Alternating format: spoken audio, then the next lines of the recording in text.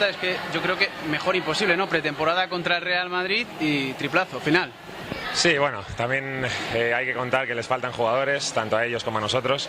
Ganar al Madrid siempre gusta y sobre todo ahora que es principio de temporada, de pretemporada. Pero bueno, lo que te digo, todavía faltan jugadores, no es un partido real, aunque siempre gusta ganar al Madrid. Hemos visto ha sido un rol en el que Nacho Martín va a ser importante en este Estudiantes.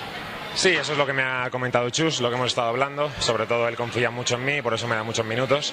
Y es un poco pues para lo que he venido a este equipo, ¿no? Para tener un rol importante, y creo que se está demostrando porque me está dando muchos minutos y yo creo que se lo estoy devolviendo con el juego. Estamos en pretemporada, es verdad que acabamos de empezar, que todavía el equipo está carburando, pero desde tu perspectiva, ¿cómo ves este Estudiantes para la próxima temporada?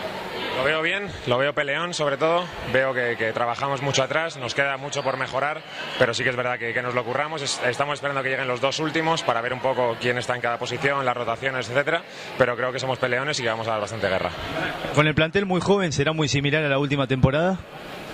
Bueno, es que hasta que no lleguen los últimos dos no vamos a saber un poco cómo es la plantilla. Sí que es verdad que Javi, yo, Fede somos un poco los que más experiencia tenemos y tenemos que marcar un poco el camino, pero hay gente como Juancho, que tiene 18 años, que está preparadísimo para jugar en la Liga y seguro que nos va a ayudar muchísimo.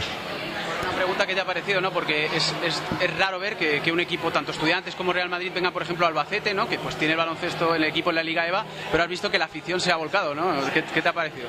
Eso es lo bonito del baloncesto, ¿no? Venir a sitios que a lo mejor no están acostumbrados a ver al Real Madrid y de repente pueden ver pues hoy a Slaughter o a Megri o gente que solo ven por la tele, pero hoy pueden disfrutar de ellos.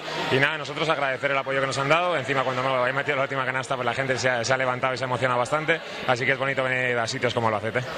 ¿Tienen que absorber la presión con Fede Van Laque de este equipo tan joven? Sí, bueno, no es la presión, es el juego en sí.